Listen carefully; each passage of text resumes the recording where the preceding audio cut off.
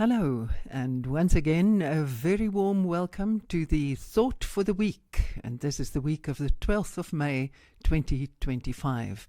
This newsletter comes to you from the grad team, and I am Ruda Landman.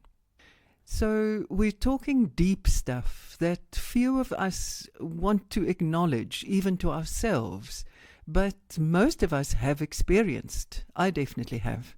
Fear of failure. That paralysing conviction that you'll never be able to do this, whatever this is. You'll never understand calculus, or the Middle English poem you have to write an essay on, or the physics concept that was introduced in your last class. And in the bigger picture, even more scary, you'll never be able to master all the work you have to in order to pass this year. You'll fail, lose the bursary, never get the degree. It's hard to hear it spelled out like that, right? But that is the first step to dealing with that fear. You have to face it. Here are some basic tips to help you get out of that dreadful, draining darkness. The first one, acknowledge and accept your fear.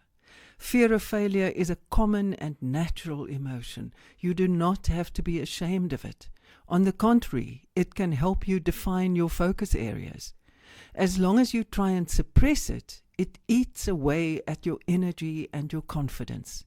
Face it. Name it to tame it, says psychiatrist Daniel Siegel. Ask yourself, what exactly am I afraid of? The Greek philosopher Socrates said, the fear is greater than the threat. Simply spelling it out for yourself may rob it of much of its power. Then secondly, focus on what you can control.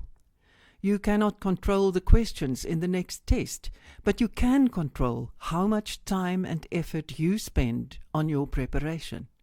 Think of practical steps you can take to achieve success. Make a timetable for your studies if you haven't yet. Spend an extra hour at your desk. Ask AI to explain the concept that you cannot get your head around. And that leads us to point 3. Take action. Don't let fear paralyze you. The more you take action, the more confident and resilient you will become. Work out a plan and set it in motion. And then number 4, set realistic and achievable goals. Start with small, manageable goals, like really understanding one concept in business science. Once you feel you have mastered it, ask AI to formulate 5 questions so you can test yourself. Then enjoy the success. Be realistic in formulating your goals. If you failed your last accounting test, you will probably not get 70% for the next one. Make your goals realistic and work hard to achieve them. And then number 5, be kind to yourself. Don't beat yourself up for being stupid or lazy or just dumb. You'll only make it worse. To quote the poem Desiderata, beyond a wholesome discipline, be gentle with yourself. Take action, do something, as we said above, discipline is necessary, but also be kind to yourself.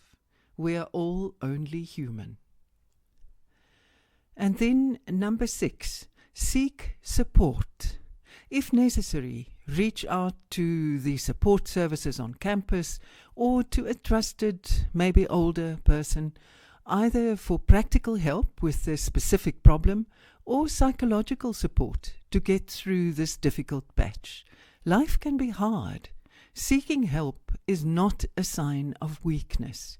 On the contrary, only a strong person can admit that they need help. And number 7, maybe try meditation. This may feel like really left field, but it can be enormously helpful.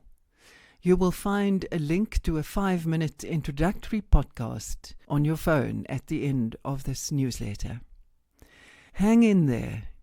Others have walked this road. You can too. Happy studying from the grad team.